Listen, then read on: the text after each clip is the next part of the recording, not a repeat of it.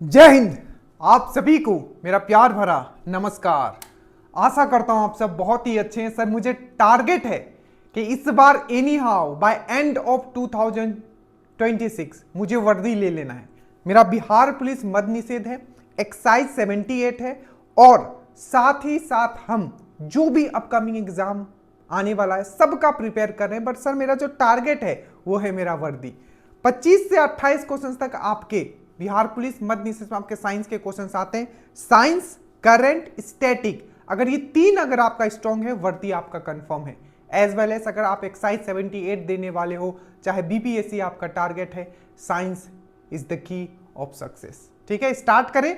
बाकी स्टार्ट करते हैं। टोटल आज से जो हम लोग स्टार्ट कर रहे हैं, बिहार में टोटल 600 प्लस क्वेश्चंस फिजिक्स से पूछे गए। ठीक है, हम लोग फिजिक्स से स्टार्ट कर रहे हैं और हर टाइप के क्वेश्चंस करेंगे।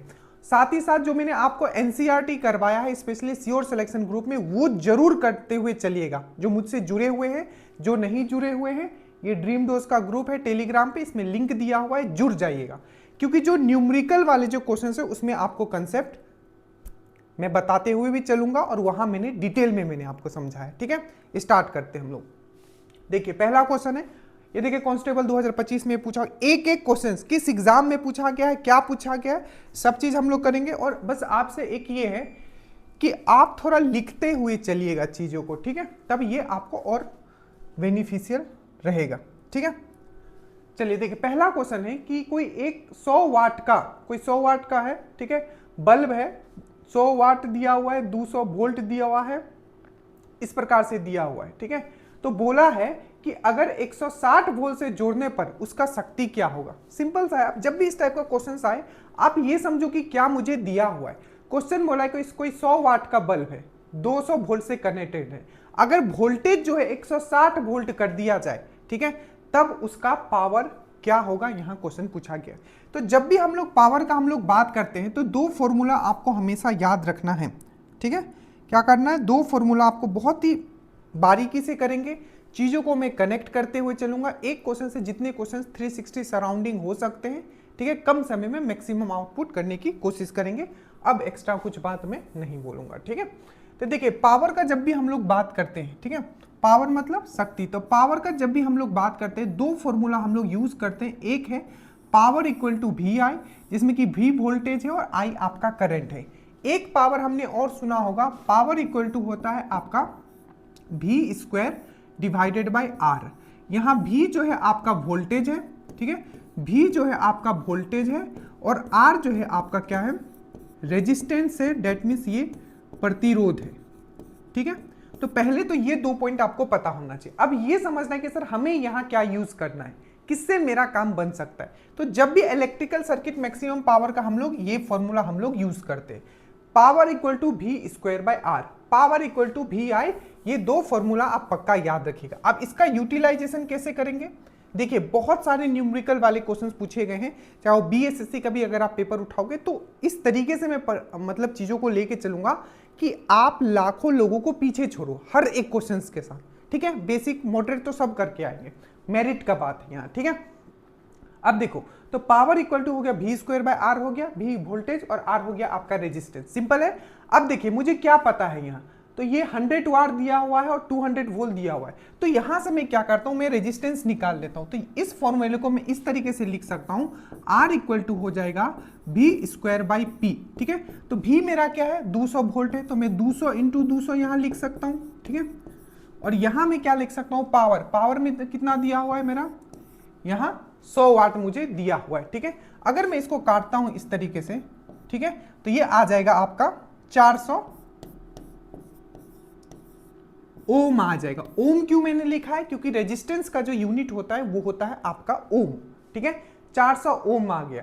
अब यहां ध्यान से देखिए कि अगर मैं बोलूं कि मुझे ये पता चल गया है, रेजिस्टेंस पता चल गया है, ठीक है, मेरा वोल्टेज दिया हुआ है, तो क्या मैं पावर नहीं निकालूंगा, बिल्कुल निकाल लूंगा।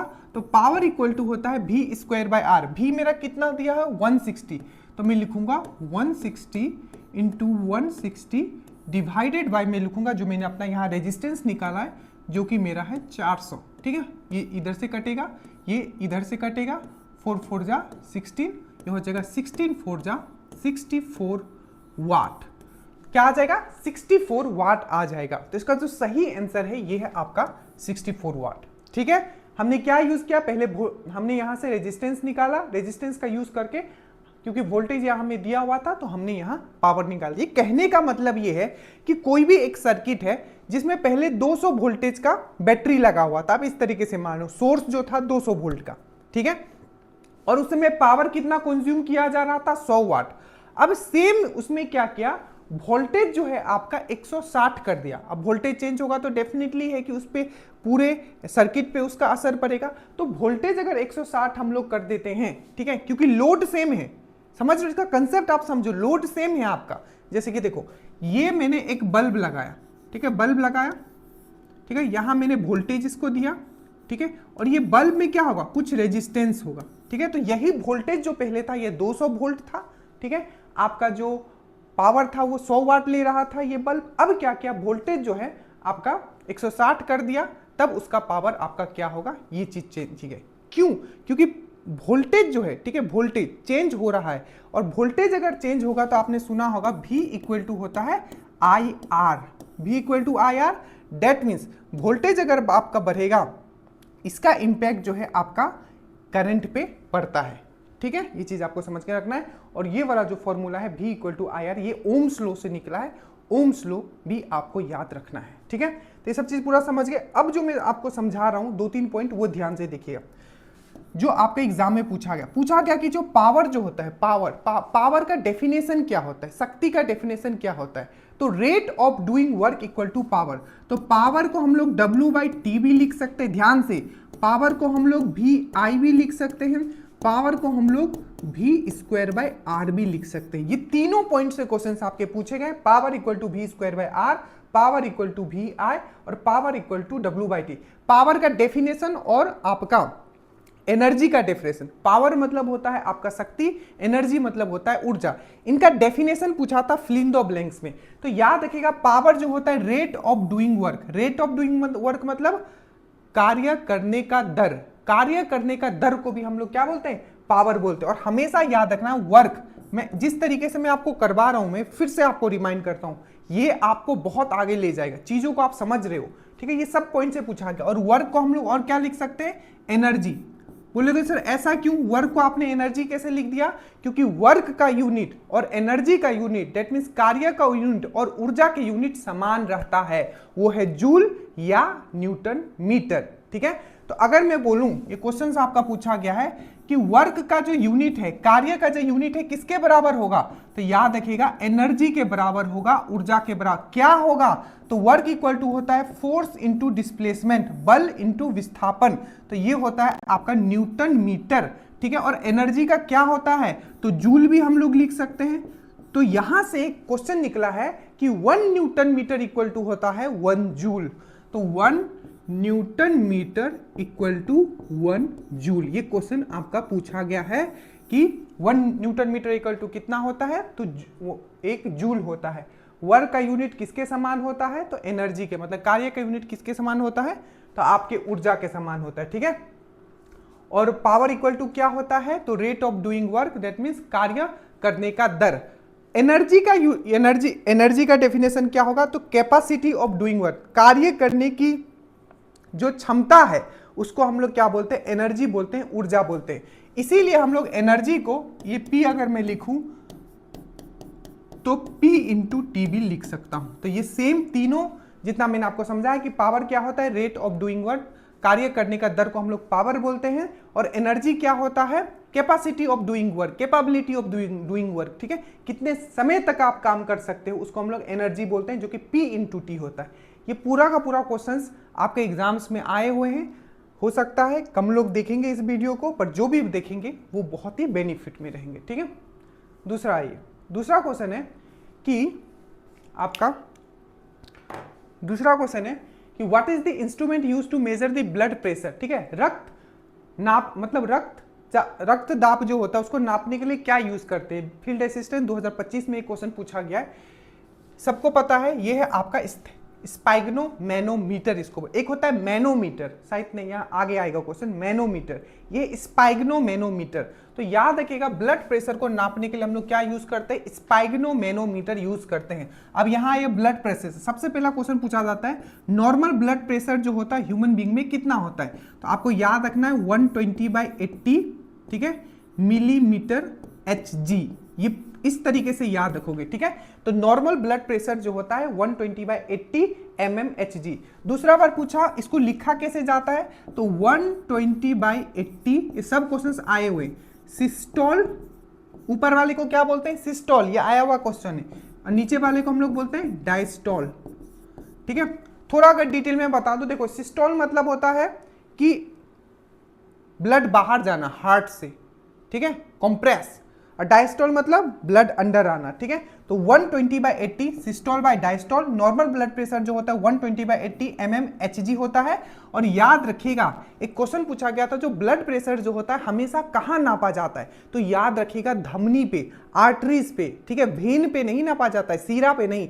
ब्लड प्रेशर किस पे नापा जाता है, तो आर्टरीज पे, मतलब धमनी पे नापा जाता है, ठीक है, किस पे, आर्टरीज पे, और दैट मीन्स धमनी पे नापा जाता है। और याद रखिएगा ये भी क्वेश्चन पूछा गया था कि सबसे बड़ा धमनी कौन सा है, तो वह है आपका एरोटा, ठीक है, एरोटा, अच्छे से याद रखिएगा, ठीक है। तो जो ब्लड प्रेशर है आपको याद रखिएगा। अगर एक क्वेश्चन पूछा गया था जैसे कि हम लोग सोते हैं तो ब्लड प्रेशर घटता है कि बढ़ता है, याद रखिएगा 5% घट जाता है, 4 से 5% ब्लड प्रेशर घट जाता है। कितने क्वेश्चंस में बता रहा हूं, ध्यान रखना, सब क्वेश्चंस पूछेंगे, ठीक है, घट जाता है। एक है आपका यहाँ स्टेथोस्कोप। स्टेथोस्कोप पहला तो यही पूछा गया था कि स्टेथोस्कोप जो है किस सिद्धांत पे काम करता है, तो प्रवर्तन पे, रिफ्लेक्शन पे, ठीक है, किस सिद्धांत पे काम करता है, तो ये रिफ्लेक्शन पे काम करता है, किस पे, रिफ्लेक्शन। रिफ्लेक्शन मतलब होता है आपका प्रवर्तन पे काम करता है, किस पे, स्टेथोस्कोप प्रवर्तन पे काम करता है, स्टेथोस्कोप किस पे, प्रवर्तन पे काम करता है। जो कि डॉक्टर लगाता है ना कान में ऐसे करके, हार्ट बीट आपका सुनता है, वो क्या है, स्टेथोस्कोप है, ठीक है, याद रखिएगा। तो हार्ट बीट सुनने के लिए क्या यूज किया जाता है, स्टेथोस्कोप। किस सिद्धांत पे काम करता है, तो रिफ्लेक्शन पे, प्रवर्तन पे करता है, ये चीज आपको अच्छे से याद रखना है, ठीक है। थर्मोमीटर, थर्मोमीटर जल्दी बताइए, थर्मोमीटर क्या होता है, आपका बॉडी का टेम्परेचर नापने के लिए थर्मोमीटर यूज किया जाता है। अब याद रखो बॉडी का टेम्परेचर केल्विन, फ़ारेनहाइट और आपका डिग्री सेल्सियस पे कितना होता है। देखो अगर मैं बोलूं कि आपका नॉर्मल बॉडी टेम्परेचर, क्योंकि हम लोग क्या है, अरे बोलो हम लोग क्या है, हम लोग वार्म ब्लडेड एनिमल है, गर्म खून के हम लोग प्राणी है, वार्म ब्लडेड है, हमारा बॉडी का टेम्परेचर कभी चेंज नहीं होता है, ठीक है, वो कांस्टेंट रहता है, ठीक है। बाकी रेयर केस में हो सकता है, वो चीज अलग है, बीमारी हो जाए कुछ है। तो देखो अगर बॉडी टेम्परेचर पूछे, normal body temperature degree Celsius में कितना है, तो 37 डिग्री सेल्सियस। अगर पूछेगा कि फ़ारेनहाइट में कितना है, तो 98.6, ठीक है, फ़ारेनहाइट। और बोलेगा केल्विन में कितना है, तो 310 केल्विन। ये तीनों याद रखिएगा, बहुत इंपॉर्टेंट है। एक क्वेश्चन यहां से मैं और कनेक्ट कर देता हूं जो आपको हमेशा पूछा गया है, फ़ारेनहाइट से फ़ारेनहाइट और डिग्री सेल्सियस में आपको कन्वर्जन पूछेगा कि इतना फ़ारेनहाइट है या इतना डिग्री सेल्सियस है, इसको फ़ारेनहाइट में कीजिए। तो ये याद रखिएगा F माइनस, ये कन्वर्जन पक्का याद रखना, F minus 32/9 equal to C/5, ठीक है। ये आपको कन्वर्ट करने के लिए पूछ दिया जाएगा कि दूसरा 10, ठीक है, दूसरा 10 नहीं, ठीक है, मान लीजिए कि आपको पूछ जाएगा 150 डिग्री सेल्सियस फ़ारेनहाइट में कितना होगा, तो C की जगह क्या लिख दोगे, 150 लिख दोगे, इसको सॉल्व करोगे, ये आ जाएगा, एकदम याद रख लेना इसको, ठीक है। एक क्वेश्चन पूछा जाता है कौन सा ऐसा नंबर है जिस पे फ़ारेनहाइट और जो डिग्री, जो सेंटीग्रेड जो स्केल है वो दोनों सेम रहता है, तो याद रखना -40 पे, कितना, -40 पे याद रखना। एक बार पूछा गया था कि जो आपका फ़ारेनहाइट है, जैसे कि ध्यान से, जैसे कि आपका जो फ़ारेनहाइट का जो स्केल है उसमें कितना, ठीक है, जैसे कि डिग्री जो आपका सेंटीग्रेड स्केल होता है वो 0 से कितना होता है, 100 होता है, उसी प्रकार से फ़ारेनहाइट जो स्केल है, ठीक है, वो कितने डिवीजन में होता है, कितने भाग में बटा होता है, तो बोलोगे 180। बोलो फिर से मेरे साथ, 180 180 180। क्यों, क्योंकि जो फ़ारेनहाइट स्केल होता है, अच्छे से याद रखना, फ़ारेनहाइट जो स्केल होता है, फ़ारेनहाइट स्केल वो कहां से कहां तक होता है, तो याद रखना 32 से, ठीक है, 212, कितना होता है, 32 से 212 में आपका ये होता है। और कितने खंडों में बटा होता है, तो 180 खंड में बटा होता है, ठीक है। अब देखो 212 को अगर आप 32 से डिवाइड करोगे तो ये 2 से 2 0 चला जाएगा, 11 से 8 आ जाएगा और ये 180। ये क्वेश्चन पूछा गया था, ठीक है, कि 32 212, जैसे कि अगर ये डिग्री सेल्सियस होता, डिग्री वाला होता तो क्या होता, यहाँ होता 0 और यहाँ होता 100, याद रखिएगा। तो 32 से 212 इसका लोएस्ट जो होता है 32 हो गया। 32 equal to 0 degree Celsius, 32 Fahrenheit equal to 0 degree Celsius, 100 degree Celsius equal to 212 Fahrenheit. और कितने डिवीजन में बटा हुआ है, 180 डिवीजन में बटा हुआ है, ठीक है। टेम्परेचर का ऐसा यूनिट क्या होता है, तो ना सेल्सियस होता है ना फ़ारेनहाइट होता है, याद रखिएगा ये केल्विन होता है, याद रखना, ठीक है। टेम्परेचर का ऐसा यूनिट केल्विन होता है, ठीक है। तो ये चीज आप समझ गए होंगे। यहाँ बहुत चीज मैं आपको बताते हुए चल रहा हूं, आपको बस समझना है। अब देखो ये क्वेश्चन है कि बीएसएससी बीपीएसएससी मतलब दरोगा के मेंस में आया, तो what is the SI unit of electric power. Easy है, ठीक है, आप लोग कर लोगे, जल्दी से बताइए।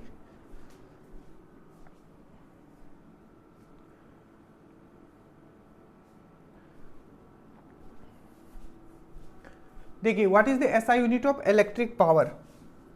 इलेक्ट्रिक पावर का अगर हम लोग बात करते हैं, पावर मतलब शक्ति। देखो तो इलेक्ट्रिक पावर जो नापा जाता है किसमें, ये वाट में नापा जाता है। वोल्टेज जो है आपका वोल्ट में नापा जाता है। एम्पेयर जो है आपका करंट जो है आपका मतलब विद्युत धारा जो है आपका करंट जो है आपका एम्पेयर में नापा जाता है। और जूल में क्या है, आपका एनर्जी जो है आपका ऊर्जा जो है वो जूल में नापा जाता है, याद रखिएगा। ऐसा यूनिट ऑफ एनर्जी, ऊर्जा का ऐसा यूनिट क्या है, आप बोलोगे जूल है, ठीक है। करंट किस में नापा जाता है, ठीक है, तो एम्पेयर में। वोल्टेज आपका वोल्ट में और आपका इलेक्ट्रिक पावर आपका वाट में। अब जो जो मैं आपको यहां समझा रहा हूं वो थोड़ा समझिएगा, ठीक है। सबसे पहला क्वेश्चन आपका पूछा जाता है सर्किट में कि 1 एम्पेयर करंट के लिए कितना इलेक्ट्रॉन पर सेकंड हमें किसी वायर से पास करवाना पड़ेगा। तो ये पहला फॉर्मूला था, आप ये याद रखोगे, ये भी पूछा गया। I इक्वल टू होता है Q/T। I equal to Q/T। I क्या है, करंट। करंट किस में नापते हैं, एम्पेयर में। Q क्या है आपका चार्ज। चार्ज मतलब आवेश। आवेश को किस में नापते हैं, कूलम में। CULOMB कूलम, ठीक है। T क्या है, सेकेंड, ठीक है। तो टाइम है, T टाइम है। टाइम को किस में नापते हैं, सेकंड में। तो I इक्वल टू होता है Q/T। पहला ये फॉर्मूला याद रखोगे, ठीक है, जो पूछा गया। दूसरा पूछा गया था 1 एम्पेयर करंट के लिए, मतलब यहाँ 1 एम्पेयर अगर हमें करंट फ्लो कराना है किसी भी वायर से, तो कितना हमें इलेक्ट्रॉन उसको पर सेकंड उस वायर से, इस वायर से मान लीजिए कि आपको 1 एम्पेयर करंट फ्लो करवाना है, ठीक है। तो 1 सेकंड में, क्योंकि टाइम क्या है, सेकंड में है। Q क्या है, चार्ज। चार्ज मतलब क्या, इलेक्ट्रॉन फ्लो हो रहा है, तो कितना इलेक्ट्रॉन हमें पास करवाना पड़ेगा, डायरेक्ट याद रखना 6.25 10 टू पावर 25 इलेक्ट्रॉन जो है आपको पास करवाना पड़ेगा, ठीक है। 6.25 इंटू 10 टू पावर 25 इलेक्ट्रॉन जो है आपको पास करवाना पड़ेगा, ठीक है, याद रखिएगा। नेक्स्ट आपको याद रखना है कूलम का, तो अब मैंने आपको बता ही दिया।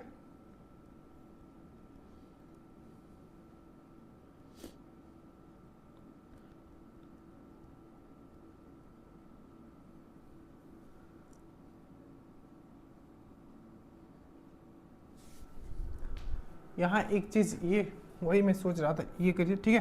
तो ये कर लीजिए आपका, अगर मैं बोलूं कि 1 एम्पेयर करंट पास करवाने के लिए, ठीक है, आपको कितना इलेक्ट्रॉन पास करवाना पड़ेगा, तो याद रखिएगा 6.25 इंटू 10 टू पावर 18 इलेक्ट्रॉन जो है, कितना 6.25 इंटू 10 टू पावर 18 इलेक्ट्रॉन जो है आपको पर सेकेंड आपको क्या करवाना पड़ेगा, आपको 6.25 10 टू पावर 18 इलेक्ट्रॉन जो है पर सेकेंड जो है आपको वायर से पास करवाना पड़ेगा। ये चीज आपको याद रखना है। एक इलेक्ट्रॉन पे चार्ज कितना होता है, तो एक इलेक्ट्रॉन पे जो चार्ज होता है आपको याद रखिएगा 1.6 10 टू पावर -19 कूलम होता है। ये भी चीज याद रखिएगा, ठीक है। ये सब कुछ पॉइंट है जहां से क्वेश्चंस आपके पूछे गए हैं, तो ये सब चीज आपको याद रखना है। चलिए, ये क्वेश्चन बहुत कम लोग कर पाए होंगे, बट याद रखिएगा कुछ क्वेश्चन जो है एनसीईआरटी क्लास 12 से भी गया था और बेसिक है, अभी हम लोग इसको करने वाले। देखिए एलसीआर परिपथ के लिए, ठीक है, जेड इंपीडेंस कितना होता है, ठीक है, कितना होगा। इंपीडेंस मतलब होता है प्रतिबाध, ठीक है।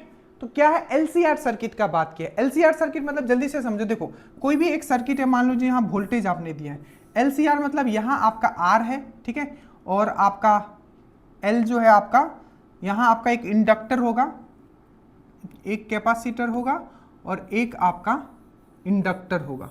इंडक्टर ये क्या है आपका रेजिस्टेंस, ये क्या है आपका कैपेसिटर, और ये क्या है आपका इंडक्टर जिसको हम लोग एल से लेते हैं।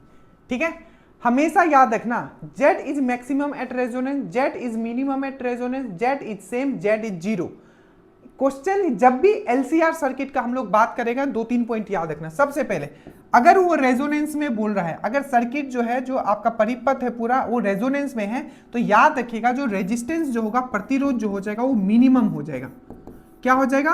मिनिमम हो जाएगा, मिनिमम। अगर रेजिस्टेंस मिनिमम है दैट मींस आपका उस सर्किट में, याद रखिएगा अगर कोई सर्किट रेजोनेंस में है, ठीक है, अगर कोई सर्किट रेजोनेंस में है तो रेजिस्टेंस क्या हो जाएगा? मिनिमम, रेजिस्टेंस मिनिमम, याद रखिएगा। और करंट क्या हो जाएगा? करंट जो हो जाएगा, अगर रेजिस्टेंस मिनिमम हो गया, प्रतिरोध मिनिमम हो गया, तो करंट कितना हो जाएगा? मैक्सिमम। आई जो हो जाएगा मैक्सिमम हो जाएगा, याद रखिएगा। तो इसमें होता क्या है, तो याद रखिएगा टोटल, अगर इस सर्किट में देखें तो टोटल रेजिस्टेंस क्या होगा? टोटल रेजिस्टेंस जब RLC लगा होता है तो उसको हम लोग बोलते हैं इंपीडेंस, उसको हम लोग बोलते हैं प्रतिबाध। ये जो होता है आपका टोटल जो होता है, ये होता है आपका इस तरीके से लिखा जाता है आर स्क्वायर, ये फॉर्मूला पक्का याद रखना, R square XL minus XC, ठीक है, XL माइनस XC। ये जो क्या है XL माइनस XC क्या है? तो XL जो है आपका इंडक्टिव रेजिस्टेंस है या इंडक्टिव रिएक्टेंस भी बोल सकते हो, ठीक है, इंडक्टेंस के कारण हो रहा है। और XC क्या है? कैपेसिटेंस रिएक्टेंस है। जब आपका रेजोनेंस होता है तो ये दोनों आपस में कैंसिल कर लेता है और Z इक्वल टू सिर्फ R निकलता है। फॉर्मूला क्या क्या याद रखना है? सबसे पहले याद रखना कि जब भी हम लोग रेजोनेंस का बात करेंगे सर्किट में क्या होगा? मिनिमम रेजिस्टेंस होगा। अगर मिनिमम रेजिस्टेंस होगा तो करंट क्या होगा? मैक्सिमम होगा, ठीक है। सेकंड, जो आपका टोटल इंपीडेंस होगा, जो टोटल आपका प्रतिबाध होगा, वो क्या होगा? Simple Z equal to R होगा। मान लीजिए कि सर्किट अगर रेजोनेंस में नहीं है तो टोटल आपका जो Z है, मतलब टोटल इंपीडेंस कितना होगा? तो ये होगा आपका R square plus XL minus XC। एक बार दरोगा में XL और XC का भी मान पूछा था, हमेशा याद रखना XL इक्वल टू होता है आपका ओमेगा L। L क्या है आपका? इंडक्टर। इंडक्टर आपने सुना होगा, इंडक्टर, ठीक है, इंडक्टर। तो इसको WL भी लिख सकते हैं या इसको टू पाई FL भी लिख सकते हैं, ठीक है। इसी प्रकार से XC जो होगा कैपेसिटर के वजह से जो इंडक्टेंस होता है, इसको हम लोग लिखते हैं 1/WC। इसको हम लोग लिख सकते हैं two pi FC into C लिख सकते हैं, ठीक है, 2 पाई XL WL 2 पाई FC, ठीक है। याद रखना ये बहुत इंपॉर्टेंट है। ये जो W है ना, ये क्या होता है? घूर्णन आवृत्त होता है, जिसको बोला जाता है एंगुलर फ्रीक्वेंसी, ठीक है। तो एंगुलर फ्रीक्वेंसी जो होता है, ठीक है, एंगुलर फ्रीक्वेंसी अगर आप इसको हटाओगे, ठीक है, आप एंगुलर फ्रीक्वेंसी देखो, ये फॉर्मूला XL इक्वल टू होता है WL, और W की जगह आप लिख सकते हो 2 पाई FL, ये पूरा का पूरा हो जाएगा। उसी प्रकार से XC होता है 1/WC, तो इसके जगह लिख सकते हो 2 पाई FC। इस तरीके से आप पूरा का पूरा लिख सकते हो, इसको गलत मत कीजिएगा। ये बहुत इंपॉर्टेंट कंसेप्ट है जो आपको पूछा जाता है, ठीक है, 2 पाई FL 2 पाई FC, ठीक है। तो ये फॉर्मूला पक्का याद रखना। इंपीडेंस का कंसेप्ट याद रखना कि रेजोनेंस में होगा तो करंट मैक्सिमम हो जाएगा, रेजिस्टेंस मिनिमम हो जाएगा, और Z जो हो जाएगा ये क्या हो जाएगा? मैक्सिमम हो जाएगा या मिनिमम होगा। तो Z देख रहे हो कि ये दोनों जो आपस में कैंसिल कर ले रहा है, तो Z इक्वल टू सिर्फ R बच रहा है, Z इक्वल टू सिर्फ R बच रहा है, डेट मीन्स Z जो हो जाएगा ये मिनिमम हो जाएगा, ठीक है, याद रहेगा। तो पूरा का पूरा चीज आपको याद रखना, जो कंसेप्ट मैंने आपको समझाया, जो यहाँ मैंने आपको वैल्यू बताया। उसके बाद देखिए kilowatt hour is the unit of which quantity, ठीक है, कि किलोवाट घंटा किसकी इकाई है, यहां पूछा गया क्या है? किलोवाट। देखिए तो सबसे पहले आपको पता होना चाहिए कि जो किलोवाट आवर, ये जो यूनिट होता है, ये होता है आपका एनर्जी का, किसका? ऊर्जा का। किसका होता है? ऊर्जा का। जो आपका घर में होता है ना, बोलते हैं कि 1 यूनिट हुआ है, 2 यूनिट का आपका बल्ब जला है, मतलब आपका बिल आया है। तो kilowatt hour, 1 kilowatt hour equal to होता है 1 यूनिट। मतलब यहां से आपने क्या समझा कि किलोवाट आवर जो है किसका यूनिट है? किसका यूनिट है किलोवाट आवर? तो ये एनर्जी का यूनिट है। किसका यूनिट है? तो ये एनर्जी का यूनिट है, आपने यहां से समझा, ठीक है। साथ ही साथ आपको ये भी याद रखना है ठीक है, कि किलोवाट 1 किलोवाट आवर, ठीक है, इक्वल टू कितना जूल होता है, क्योंकि जूल भी किसका है, एनर्जी का यूनिट है। तो 1 किलोवाट आवर इक्वल टू होता है 3.6 इंटू 10⁻6 जूल। तो अगर मैं बोलूं कि 1 किलोवाट आवर इक्वल टू कितना जूल होता है, तो आप बोलोगे 3.6 इंटू 10⁻6 जूल होता है। 1 किलोवाट आवर कितना यूनिट होगा, तो 1 यूनिट होगा। किलोवाट आवर किसका यूनिट है, तो ये कॉमर्शियल, ठीक है, व्यवसाय यूनिट है, जैसे घर उर में जो हम लोग यूज करते हैं उसका एनर्जी का यूनिट है, ठीक है। तो ये किसका है, आपका एनर्जी का यूनिट है, आपको याद रखेगा। बल से एक बहुत बेहतरीन क्वेश्चन पूछा गया था मैंने आपको, बल का जो रिलेशन होता है वो संवेग के साथ क्या होता है, मतलब फोर्स का जो रिलेशन होता है वो मोमेंटम के साथ क्या होता है। तो हमेशा याद रखिएगा फोर्स का जो रिलेशन होता है वो मोमेंटम के साथ होता है, WP/WT, मतलब rate of change of momentum. Momentum का मतलब संवेग का जो चेंज होता है, संवेग चेंज होता है समय के साथ, उसको हम लोग क्या बोलते हैं, फोर्स बोलते हैं। और इस पे बहुत क्वेश्चंस आ चुका है, तो याद रखिएगा फोर्स इक्वल टू होता है मोमेंटम बाय टाइम या rate of change of momentum. संवेग में समय के साथ जो चेंज होता है उसको हम लोग फोर्स बोलते हैं। इससे कंसेप्ट आ चुका है। इसीलिए जो बॉलर जो होता है जब वो कैच पकड़ता है तो हाथ पीछे क्यों खींचता है, तो आपको याद रखिएगा समय को इंक्रीज करने के लिए, क्योंकि अगर वो समय को इंक्रीज करेगा तो क्या होगा, फोर्स उसको कम लगेगा। अगर फोर्स कम लगेगा तो मोमेंटम भी कम हो जाएगा, संवेग भी कम हो जाएगा। ये चीज अच्छे से याद रखिएगा। बल से ये भी याद रखिएगा, बल का जो परिभाषा है न्यूटन के फर्स्ट लॉ से हमें पता चलता है। पूछा जाएगा कि जो बल का जो परिभाषा है आखिर न्यूटन के किस लॉ से हमें पता चलता है, तो आप बोलोगे पहला वाला न्यूटन के फर्स्ट लॉ से हमें बल का परिभाषा मिलता है और डेफिनेशन मिलता है। और बल का जो क्वांटिटिव वैल्यू है या बल का जो फॉर्मूला है वो किससे मिलता है, तो न्यूटन के सेकेंड लॉ से मिलता है, जो कि फोर्स इक्वल टू होता है मास इनटू एक्सेलरेशन। तो फोर्स को हम लोग मास इनटू एक्सेलरेशन भी लिख सकते हैं, फोर्स को हम लोग rate of change of momentum भी लिख सकते हैं। मोमेंटम में मोमेंटम मतलब होता है संवेग, ठीक है। ये सब चीज याद रखिएगा। पावर के बारे में मैंने आपको बता दिया, फोर्स के बारे में मैंने बता दिया।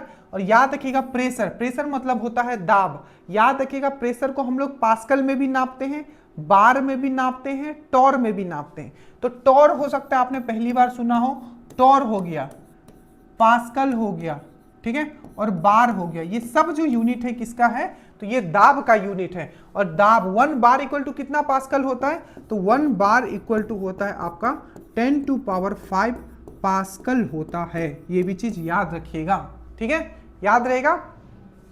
चलिए क्वेश्चन नंबर 6 पे आते हैं।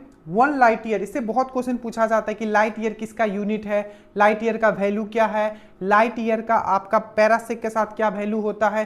ये सब जितने भी क्वेश्चंस पूछे गए हैं वो सब चीज हम लोग यहाँ करने वाले हैं। आपको कुछ भी टेंशन नहीं लेना है, ठीक है। जितने भी न्यूमेरिकल्स उसका मैंने सॉल्यूशंस भी बनाया है और फिजिक्स में अलग इसी फोल्डर में आपको मिल जाएगा वो, ठीक है, इसी फोल्डर में आपको मिल जाएगा जो फिजिक्स का मैंने पूरा न्यूमेरिकल सॉल्व किया था।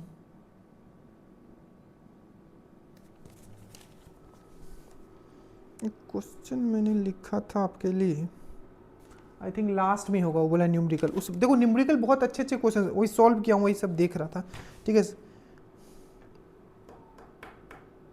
चलो कोई बात, चलो ये देखो इससे भी बहुत क्वेश्चन पूछा गया। लाइट है, सबसे पहला क्वेश्चन तो यही पूछा गया है कि प्रकाश वर्ष किसका यूनिट है। तो बोलोगे प्रकाश वर्ष जो है आपका किसका यूनिट है, दूरी का, डेट मीन्स डिस्टेंस का यूनिट है। किसका है, डिस्टेंस का। प्रकाश वर्ष किसका यूनिट है, डिस्टेंस का। प्रकाश वर्ष किसका, डिस्टेंस का। अब बोला है बिहार पुलिस कांस्टेबल 2025 में क्वेश्चन पूछा गया है 1 लाइट ईयर इक्वल टू कितना होता है। देखो अब इसमें दो चीज होगा, हो सकता है वो आपको मीटर में दे, हो सकता है आपको किलोमीटर में दे, ठीक है। तो ये जो है आपको याद रखिएगा, अगर वो मीटर में देता है तो वो होगा आपका 9.46 इंटू 10 टू पावर आपका 15 मीटर, ठीक है। अगर ये मीटर में देता है तो क्या होगा, 9.1 लाइट ईयर इक्वल टू हो जाएगा 9.46 इंटू 10 टू पावर 15 मीटर हो जाएगा, ठीक है। अगर यही आपका ठीक है, अगर वो किलोमीटर में देगा तो यहां क्या होगा, 3 कम हो जाएगा, ठीक है, क्योंकि 1000 मीटर इक्वल टू क्या होता है, 1000 मीटर इक्वल टू क्या होता है, 1 किलोमीटर होता है। तो इसको डिवाइड कर दोगे 1000 से तो ये आ जाएगा 9.46 इंटू 10 टू पावर 12 किलोमीटर। तो आप देख लेना कि क्या है वहां, किस तरीके से दिया हुआ है। जैसे कि यहां देखोगे सब मीटर में दिया हुआ है, तो 1 लाइट ईयर इक्वल टू होता है 9.46 आपका 10 टू पावर 15 मीटर। एक आपने सुना होगा एस्ट्रोनॉमिकल यूनिट, एस्ट्रोनॉमिकल यूनिट। तो 1 एस्ट्रोनॉमिकल यूनिट इक्वल टू कितना होता है, तो आपको याद रखना है 1.496 इंटू 10 टू पावर 8 किलोमीटर। ठीक है, क्या होगा 1 astronomical unit equal to 1.46 into 10 to power 8 kilometre. यही अगर आपको पूछेगा 1, ठीक है, लाइट ईयर इक्वल टू कितना होता है, तो 1 लाइट ईयर इक्वल टू होता है, आपको याद रखना है 9.46 इंटू 10 टू पावर 12 किलोमीटर या 10 टू पावर 15 मीटर। एक आपको पूछा जाता है पैरासेक, तो याद रखिएगा लाइट ईयर हो गया, एस्ट्रोनॉमिकल यूनिट हो गया। बेसिकली क्या है, ये डिस्टेंस का यूनिट है, दूरी का यूनिट है। ठीक है, इसी प्रकार से आपका एक पूछ लिया जाता है पैरासेक, तो 1 पैरासेक, 1 पैरासेक, ठीक है, 1 पैरासेक इक्वल टू क्या होता है, तो याद रखिएगा 1 पैरासेक इक्वल टू होता है 3.26 लाइट ईयर। 3.26 लाइट ईयर क्या होता है, 3.26 लाइट ईयर आपको याद रखना है। ठीक है, 3.26 लाइट ईयर याद रखना है। ठीक है,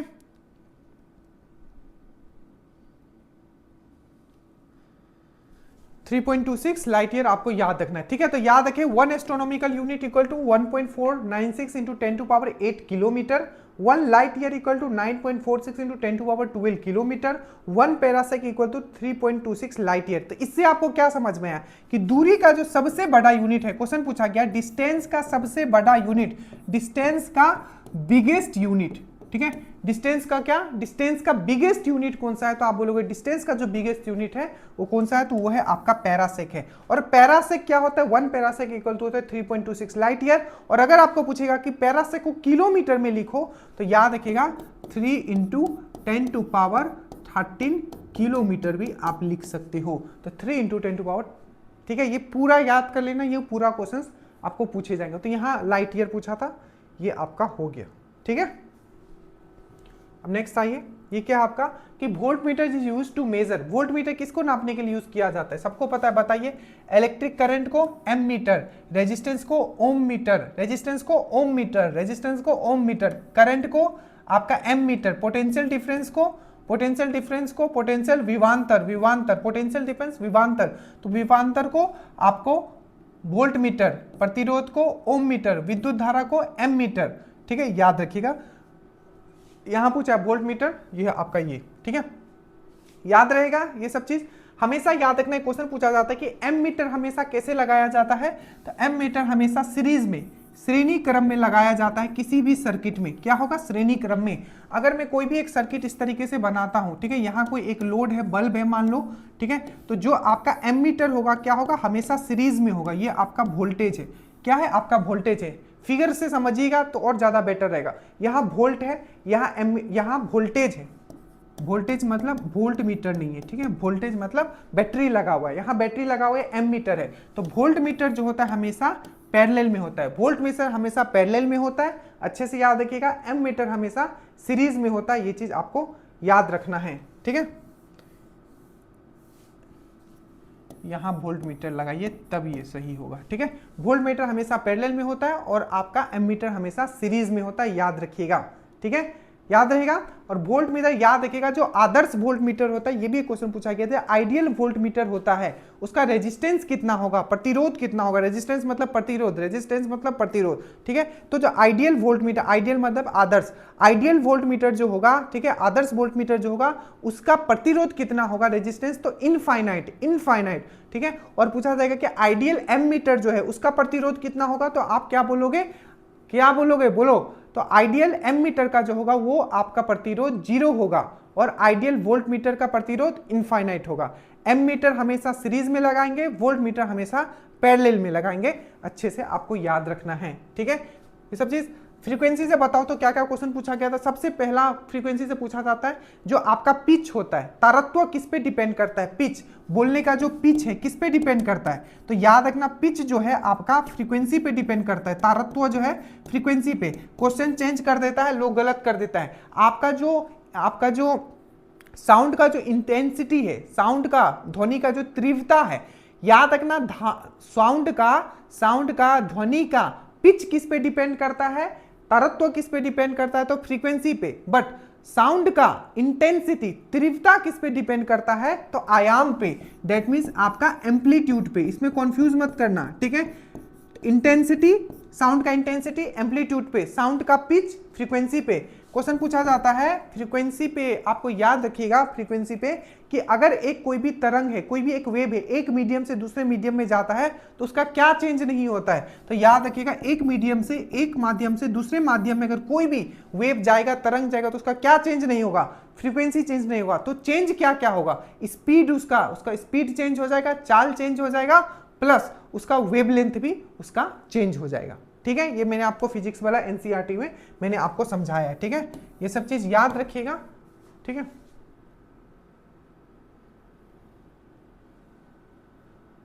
उसके बाद एसआई यूनिट पूछा है, देखो यहाँ एसआई यूनिट ऑफ स्पीड क्या है? स्पीड का एसआई यूनिट क्या है? किलोमीटर पर आवर है, मीटर पर सेकंड, इसको मीटर पर सेकंड है, ये है। इसको आप जल्दी से आप कमेंट करोगे, ये भी बिहार कांस्टेबल का क्वेश्चन है। एसआई यूनिट यहाँ आपको पूछा है कि क्या है। अब ये देखिए क्या पूछा है, what is the SI unit of weight, ठीक है, भार का पूछा है, भार। इससे पहले वाले वीडियो में मैंने आपको समझाया था, किलोग्राम है, न्यूटन है, डाइन है, क्या है। मैंने आपको क्या समझाया था? भार जो होता है, वेट, एक मैंने बताया था वेट, क्या बताया था? वेट, डेट मीन्स भार, और एक मैंने बताया था मास, डेट मीन्स आपका द्रव्यमान। मास क्या है? द्रव्यमान। वेट क्या है? आपका भार। इसका यूनिट मैंने आपको क्या बताया था? ये होता है आपका न्यूटन। क्या होता है? न्यूटन। और जो मैंने मास के लिए मैंने क्या बताया था? ये किलोग्राम।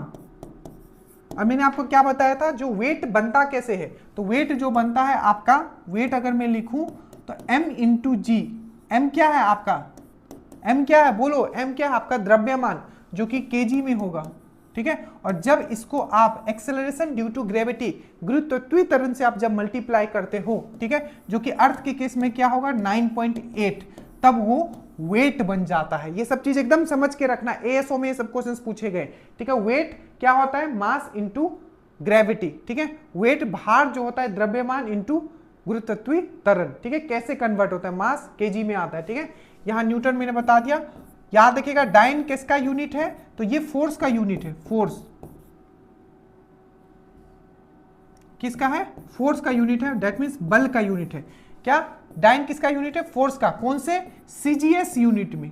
सीजीएस में, एसआई यूनिट में अगर बोले, एसआई यूनिट में बोले कि बल का यूनिट क्या है एसआई यूनिट में, तो याद रखिएगा एसआई यूनिट जो है बल का, वो है आपका न्यूटन। और सीजीएस में कौन सा है? अच्छे से याद रखना, डाइन है।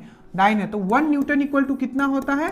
तो 10⁵ डायन होता है। ये भी चीज आपको अच्छे से याद रखना है। 1 न्यूटन इक्वल टू 10⁵ डायन होता है। वेट और मास में क्या डिफरेंस है? अगर मैं बोलूं कि आपका मास कितना है तो आप केजी में बताओगे, और मैं बोलूंगा आपका वेट कितना है तब आप न्यूटन में बताओगे, ठीक है।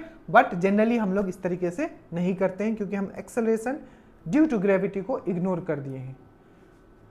क्वेश्चन नंबर 10 पे आइए, ठीक है। बहुत अच्छा क्वेश्चन है ये भी। इस टाइप के दरोगा में भी क्वेश्चन पूछे गए, ये दरोगा का ही है, ठीक है। इसमें बिहार पुलिस से ही पूछा गया।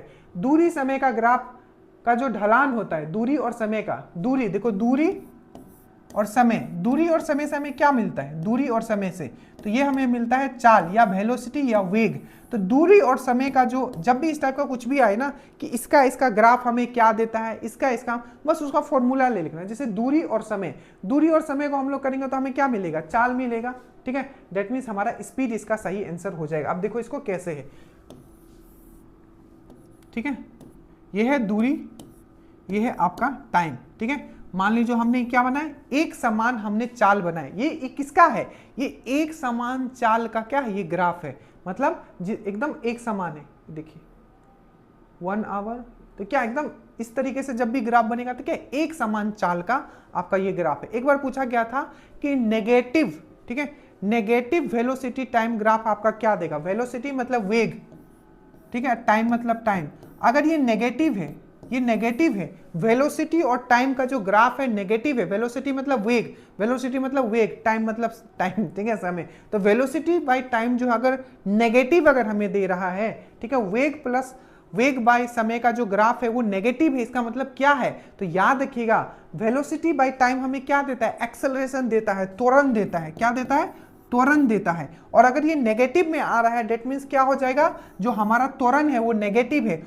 ये क्या है, पॉजिटिव त्वरण है, मतलब आपका समय के साथ क्या हो रहा है, एक्सेलरेशन हो रहा है। ये v है, ये t है, वेलोसिटी टाइम के साथ बढ़ रहा है, बट ये नेगेटिव है, गिरता हुआ है। मतलब देखोगे ये टाइम अगर मैं ले लेता हूँ, ये वेलोसिटी, तो क्या हो रहा है, पहले ज्यादा था फिर कम है, घट रहा है, घट रहा है, देख रहे हो समय के साथ ही क्या रहा है, घट रहा है। तो ये जो होता है वेलोसिटी टाइम ग्राफ जो होता है, अगर नेगेटिव है तो क्या हो रहा है, एक्सेलरेशन जो है, त्वरण जो है, क्या हो रहा है, वो नेगेटिव में है, वो घट रहा है। और इसी को हम लोग बोलते हैं रिटार्डेशन।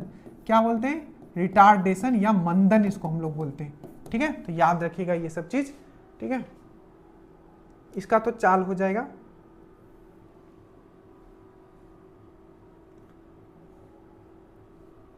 विच क्वांटिटी रिमेन कांस्टेंट, ये भी दरोगा का क्वेश्चन है, ये मेंस का क्वेश्चन, प्री का क्वेश्चन है 1275 का। एक समान वृत्त गति में कौन सी राशि स्थिर रहती है। देखो कोई भी अगर इस तरीके से है, ठीक है, कोई भी इस तरीके से चल रहा है, तो यहाँ कोई भी मतलब वृत्त है, ठीक है, इसमें कोई चल रहा है, तो यहाँ होगा तो इसका क्या होगा, ये इधर होगा, फिर से ये इधर होगा, फिर ये इधर होगा। मतलब जब चलोगे तो आपका डायरेक्शन इधर होगा, यहाँ का डायरेक्शन इधर होगा, यहाँ का डायरेक्शन इधर होगा। मतलब कोई भी चीज अगर वो वृत्त में चल रहा है, ठीक है, वो जो रास्ता है वो गोल है, तो उसमें क्या चेंज हो रहा है बताओ, आपका डायरेक्शन चेंज हो रहा है। तो बोला है कि एक समान वृत्त गति, समान गति तो सेम है, मतलब चाल तो उसका सेम है, ठीक है, बट वो कैसे घूम रहा है, आपका वृत्त में घूम रहा है। तो इसमें क्या जो है समान रहेगा, वेलोसिटी। क्या वेलोसिटी समान रहेगा, नहीं, वेलोसिटी क्या है, एक सदिश राशि है जिसमें डायरेक्शन भी देखा जाता है। तो यहाँ डायरेक्शन कुछ और है, यहाँ डायरेक्शन कुछ और है, यहाँ डायरेक्शन कुछ है। एक्सेलरेशन अगेन ये क्या है, ये आपका सदिश राशि है। तो जो भी सदिश राशि होता है, जो भी वेक्टर क्वांटिटी होता है, उसमें डायरेक्शन को भी कंसीडर किया जाता है। तो हम वेलोसिटी का बात करें, दैट मीन्स वेग का बात करें, त्वरण का बात करें, बल का बात करें, ये तीनों जो है आपका क्या है, ये आपका वेक्टर क्वांटिटी है, दैट मीन्स ये आपका सदिश राशि है। दैट मीन्स इसमें क्या होगा आपका, आप डायरेक्शन भी देखोगे, डायरेक्शन चेंज हो रहा है, तो ये क्या होगा, ये समान नहीं होगा यहाँ, ठीक है, ये तीनों समान नहीं है। इस स्थिति में समान क्या होगा, तो आपका समान क्या होगा, तो आपका ये स्पीड होगा। स्पीड क्यों, एक होता है वेग, एक होता है चाल। वेग जो होता है दैट मीन्स वेलोसिटी, वेलोसिटी क्या होता है आपको याद रखना है। तो वेलोसिटी जो होता है हमेशा चेंज होता है अगर डायरेक्शन चेंज हो रहा है, क्योंकि वो वेक्टर क्वांटिटी है। पर जो आपका स्पीड है, जो चाल है, क्या है, आपका अदिश राशि है, दैट मीन्स स्केलर क्वांटिटी है। तो ये जो है डायरेक्शन को कंसीडर नहीं करता है, तो ये हमेशा सेम रहेगा। क्यों, क्योंकि एक समान गति का बात यहाँ बोला गया है। तो गति अगर एक समान है तो चाल हम ले लेंगे, चाल में हम डायरेक्शन को कंसीडर नहीं करते हैं, तो हमारा ये समान रहेगा। ठीक है, कंसेप्चुअल चीज था जो आपको इसमें समझना था। ठीक है, अब इसमें आइए, लैक्टोमीटर इज यूज। देखो दो चीज इसमें पूछा गया है, एक तो लैक्टोमीटर क्यों यूज किया जाता है, सबको पता है। लैक्टोमीटर जो यूज किया जाता है, दूध की क्या, आपकी शुद्धता को नापने के लिए ये यूज किया जाता है। किसके लिए, तो दूध का शुद्धता नापने के लिए, मिल्क का प्योरिटी नापने के लिए किया जाता है। तो यहाँ क्या हो जाएगा आपका, प्योरिटी ऑफ मिल्क। अब देखो यहां से क्या क्या क्वेश्चन पूछे गए। सबसे पहले एक बार पूछा गया था जो लैक्टोमीटर है, क्या, तो प्योरिटी ऑफ मिल्क, मिल्क का प्योरिटी ऑफ मिल्क के लिए होता है। पहला क्वेश्चन ये हुआ, ठीक है। दूसरा एक बार आपको पूछा था जो ये आपका लैक्टोमीटर आखिर किस सिद्धांत पे काम करता है, तो आपको याद रखना है आर्किमेडिस, ठीक है, आर्किमेडिस के सिद्धांत पे काम करता है। किस पे, आर्किमेडिस के सिद्धांत पे। तीसरा मिल्क से याद रखिएगा, मिल्क जो आखिर किस टाइप का कोलाइडल सोल्यूशन है, कोलाइडल विलियन है, तो याद रखिएगा ये पायस है। क्या है, पायस है। पायस मतलब क्या होता है, इमल्सन। तो किस तरीके का कोलाइडल विलियन है, तो पायस है, या इसको हम लोग बोलते हैं इमल्सन।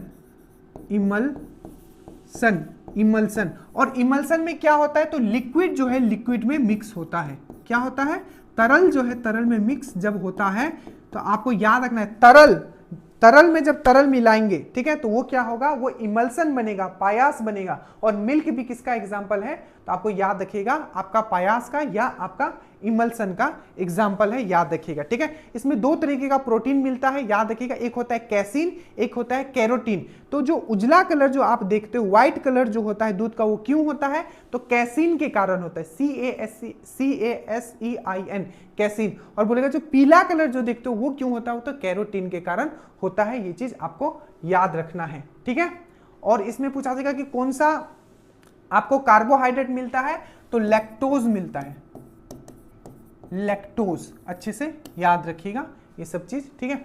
तो ये जो है आपका किसके लिए, तो प्योरिटी ऑफ मिल्क के लिए ये किया जाता है, ठीक है, ये चीज याद रखिएगा।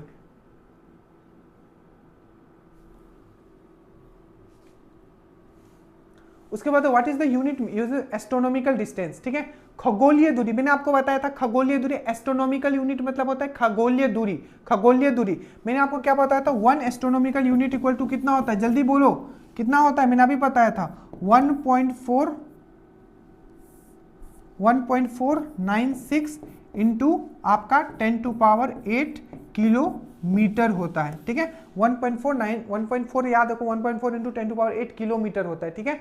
और what is the unit use to measure, ठीक है, खगोलीय दूरी को नापने के लिए क्या यूज किया जाता है, तो ये जो किया जाता है आपका लाइट ईयर। यहां लाइट ईयर दिया हुआ है, कोई बात नहीं, पर इसको भी यूज किया जाता है, ठीक है। एवरेज डिस्टेंस अर्थ और सन के बीच में जो निकाला जाता है ऐसे 1 एस्ट्रोनॉमी का। और 1 लाइट ईयर का मैंने क्या बताया था, जल्दी बताओ, ठीक है। लाइट ईयर का 1 लाइट ईयर इक्वल टू कितना होता है, 9.46 इंटू 10⁻12 किलोमीटर। मेरे साथ बोलोगे लिखोगे तभी याद रहेगा। 1 light year equal to 9.46 into 10⁻12 kilometre या 9.46 इंटू 10⁻15 मीटर, ठीक है। और 1 पैरासेक इक्वल टू कितना होता है, 3.26 light year. 1 parsec equal to 3.26 light year. और सबसे बड़ा जो दूरी का यूनिट है कौन है, तो आपका पैरासेक है, याद रखिएगा, ठीक है।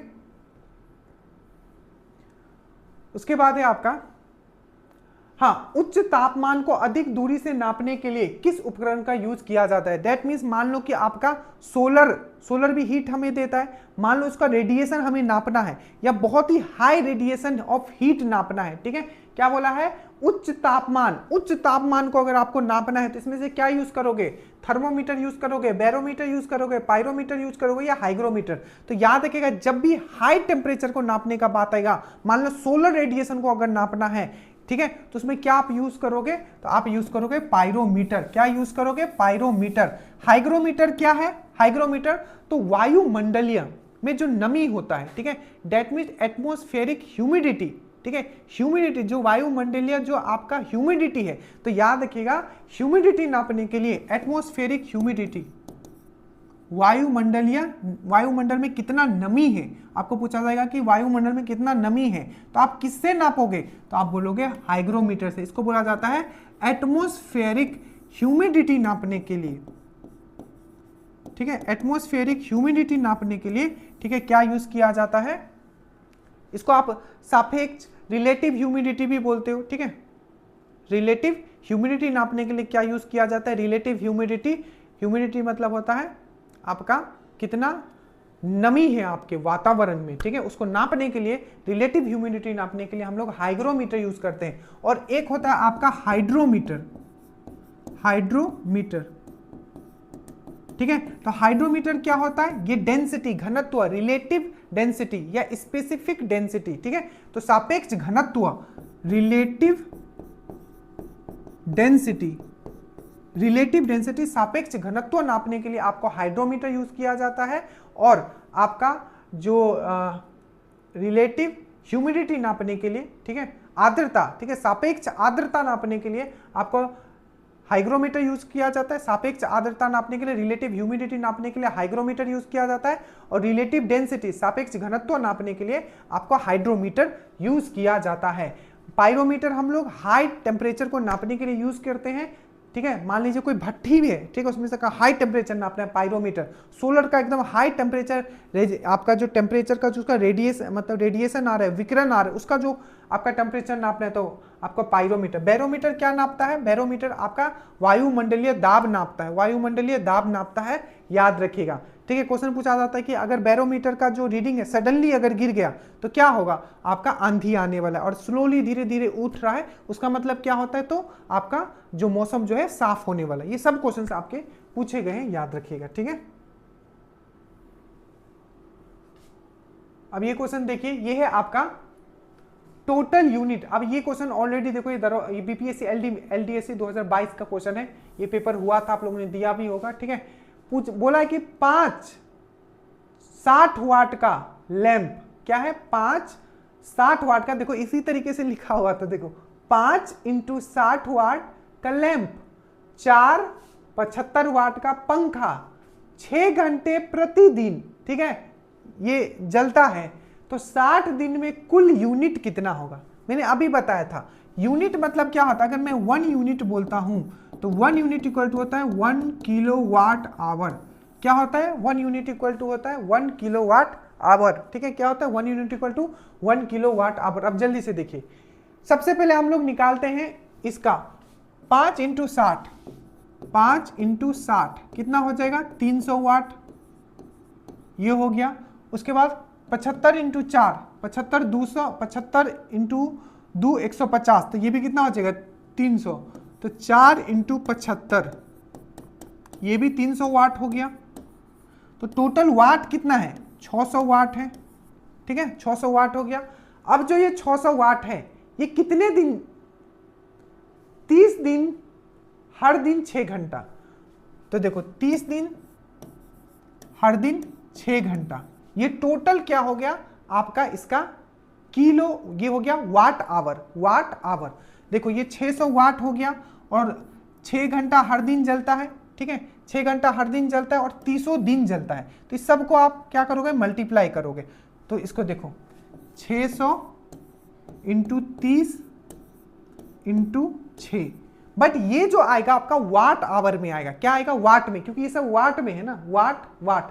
तो अगर मुझे इसे किलो वाट में करना है, क्योंकि मुझे चाहिए किस में? किलो वाट आवर में चाहिए। ये जो आएगा आपका ये वाट आवर में आएगा, वाट आवर, क्योंकि ये वाट है, सब वाट है, और ये क्या है? ये आवर में है, तो ये वाट आवर है। मुझे चाहिए क्या? 1 यूनिट इक्वल टू होता है 1 किलो वाट आवर। तो मैं इसे 1000 से क्या कर दूंगा? डिवाइड कर दूंगा। क्या कर दूंगा? 1000 से डिवाइड, ठीक है। तो 1 2 3, 1 2 3, सही है क्या? 6 is 36, 6 is 36 इंटू 3, तो ये हो जाएगा 8 9 1 10, 108 यूनिट जो हो जाएगा इसका सही आंसर हो जाएगा 108। समझ में आया? सिंपल है, कुछ नहीं। देखो जब भी इस टाइप का क्वेश्चन आए बस आप वाट, किलो वाट आवर में निकाल लेना। जैसे कि देखो ये क्या है? ये आपका 300 वाट हो गया, ये आपका 300 वाट हो गया, तो टोटल कितना हो गया? 600 वाट हो गया। अब ये 600 वाट है, ठीक है, और ये हर दिन कितना देर जलता है? तो 6 घंटा जलता है। तो 600 वाट जो है 6 घंटा जलता है हर दिन, टोटल 1 महीना तक ये जलता है। तो मैंने उसमें 30 भी मल्टीप्लाई कर दिया, तो क्या हो जाएगा? ये मेरा वाट आवर में निकल गया। सिंपल है, वाट आवर में। अरे सिंपल है ना। देखो ये 300 वाट, ये 300 वाट, ये 6 घंटा जलता है और 30 दिन जलता है, तो 180 घंटा जलता है, 180 घंटा जलता है। तो ये क्या आ गया? वाट आवर में आ गया। इसको मैं 1000 से डिवाइड कर दूंगा तो ये किलो वाट आवर में आ गया, तो मेरा 108 यूनिट हो जाएगा, ठीक है। ये एकदम बिल्कुल करके रखना, ठीक है। उसके बाद देखिए ये क्वेश्चन, ये आपका which of the following is not the unit of energy. मैंने अभी बताया था, देखो कौन सा एनर्जी का यूनिट नहीं है? जूल, कैलोरी, किलोवाट या किलोवाट आवर? जल्दी से बताइए। तो आपको डायरेक्टली दिख रहा होगा कि जल्दी से सोचिए आप, किलोवाट आवर, किलोवाट, किलो हो चाहे वाट हो, सिंपल। ये किसका है? ये आपका शक्ति का है। डेट मीन्स ये आपका पावर का यूनिट है। किसका है? ये पावर का यूनिट है। किलोवाट जो है क्या है? ये पावर का यूनिट है। किलोवाट पावर का यूनिट है।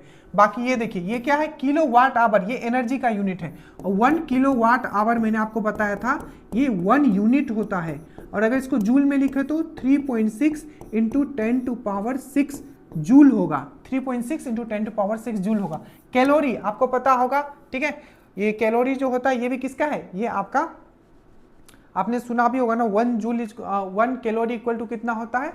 1, याद रखना, 1 कैलोरी इक्वल टू होता है 4.18 जूल होता है, ठीक है। तो कैलोरी भी क्या है? एनर्जी का यूनिट है। स्पेशली हीट एनर्जी जो होता है वो कैलोरी में नापता है। और जूल तो क्या है? ये एनर्जी का यूनिट है। याद रखिएगा 1 न्यूटन मीटर इक्वल टू कितना होता है? 1 जूल होता है। ये सब पॉइंट्स पूछे गए हैं, क्योंकि न्यूटन मीटर क्या है? वर्क, कार्य और ऊर्जा का जो यूनिट होता है वो सेम होता है। तो जूल हो, कैलोरी हो, किलोवाट आवर हो, ये सब जो है एनर्जी का यूनिट है। 1 kilowatt hour equal to 1 unit होता है। 36 इंटू 10⁻6, तो पूछेगा 1 किलोवाट आवर कितना जूल होता है? तो 1 किलोवाट आवर 3.6 इंटू 10⁻6 जूल होता है। पूछा जाएगा 1 कैलोरी इक्वल टू कितना जूल होता है? तो 4.18 जूल होता है, याद रखिएगा। और 1 जूल इक्वल टू कितना न्यूटन मीटर होता है? तो 1 joule equal to 1 newton metre होता है, याद रखिएगा। ठीक है।